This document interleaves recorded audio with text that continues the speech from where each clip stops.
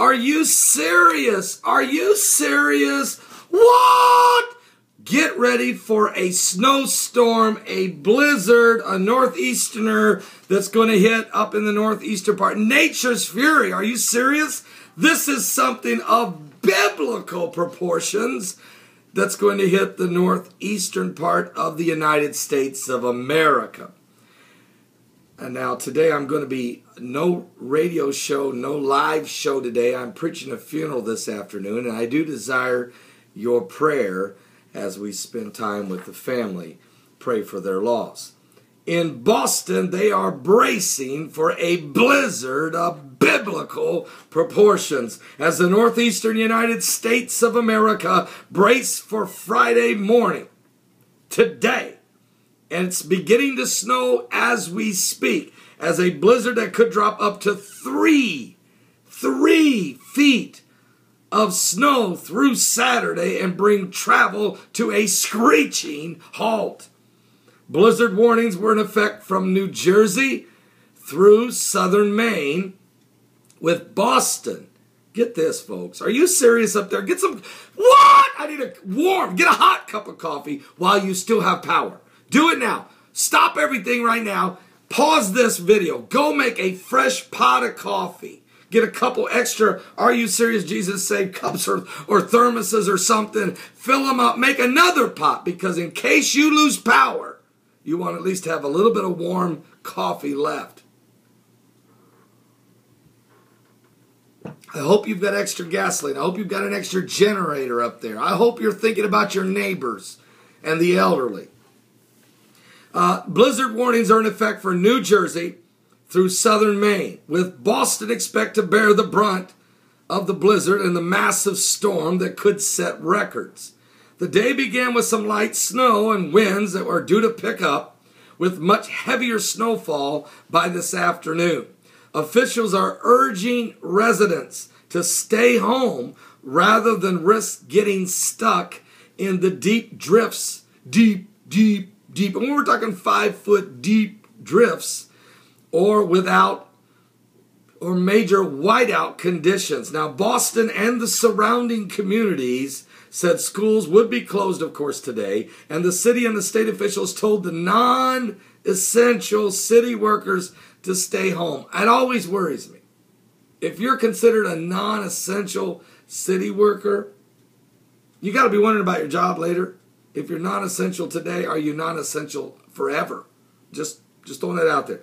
Anyway, businesses were urged to let staff work from home or shorten the schools.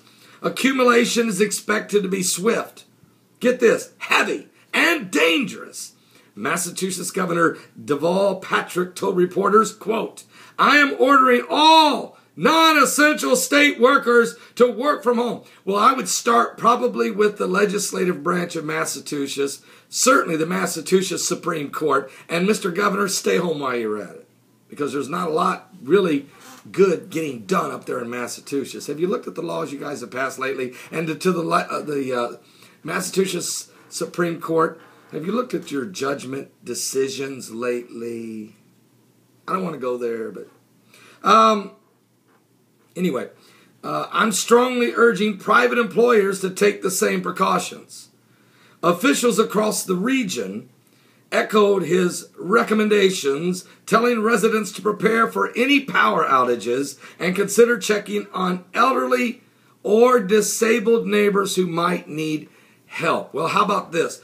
Get the Congress to not let the sequestration go through to cut the elderly's benefits. You look after that, and we'll look after them from the biblical standpoint, because our churches, we do. As Christians, we do. We just need the government to quit taking all the people's money so that we have some extra in our pocket to help take care of our own neighbors.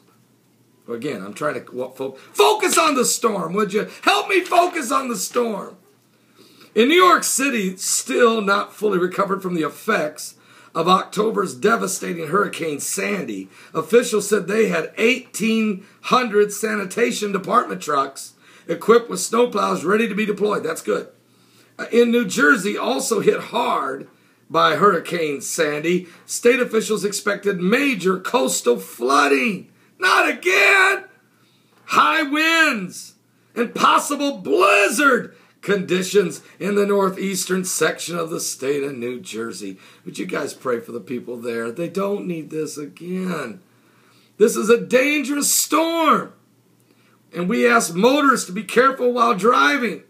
There's also the potential for downed trees and wires because of wind conditions, said Colonel Rick Furtunes, the director of New Jersey Office of Emergency Management.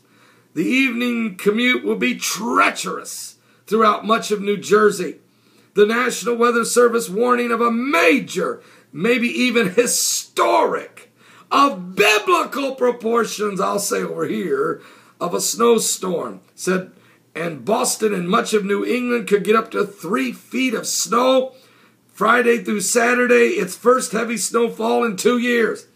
Winds could gust as high as 60 to 70 to 75 miles an hour with blizzard, snow, frigid temperatures, and surging waves and wind and water tides. If more than 18.2 inches of snow falls in Boston, it will rank among the city's 10 largest snowfalls in recorded history. The record, of course, is 27.6. That happened just back in 2003. It could break that. Cities from Hartford, Connecticut, Portland, Maine were expected to see at least 1 foot of snow. That's a lot of snow. Airlines have already canceled nearly 2,500 flights for Friday, according to the website flightaware.com, with the largest number of cancellation of air trips in Newark, New Jersey, and New York City, and Chicago, and Boston. Because Chicago right now has got 6 inches of snow, and it's still falling there, and they're not even near the storm. Some 550 flights were canceled for Saturday, according to the flight tracking site. Boston's Logan International Airport warned that once the storm roars in, all flights would likely be grounded for up to 24 hours. United Continental Holdings Incorporated, JetBlue Airways, Delta Airlines all reported extensive cancellations. For some in the Boston area, the forecast brought to mind memories of the 1978 blizzard, which dropped 27.1 inches, the second largest snowfall in recorded city's history. That storm started out gently and intensified during the day, leaving many motorists stranded during the evening commute. Dozens of deaths were reported in the region after that storm, many from people touching down on electric lines. Officers warned of high risk of extensive power outages across the region due to the combination of heavy snow, high winds. Residents were also at risk of losing heat at a time when temperatures would dip to 20 degrees Fahrenheit. Across the region, store shelves were picked clean of food, storm-related supplies also, and shovels, salt, and residents scrambled to prepare.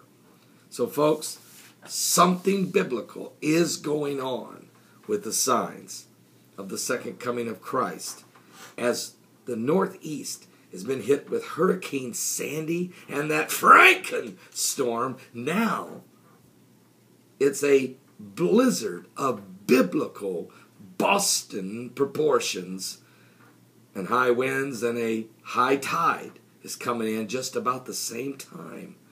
Would you pray for everyone up in the Northeast, especially, we said, the young children, the elderly, the disabled, and just about everybody up there. I'm Pastor Paul Begley. We're praying for you. We're trusting God. We're going to believe God in Jesus' name.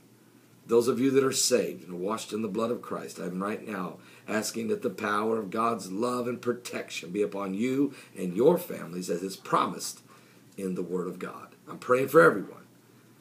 In Jesus' name.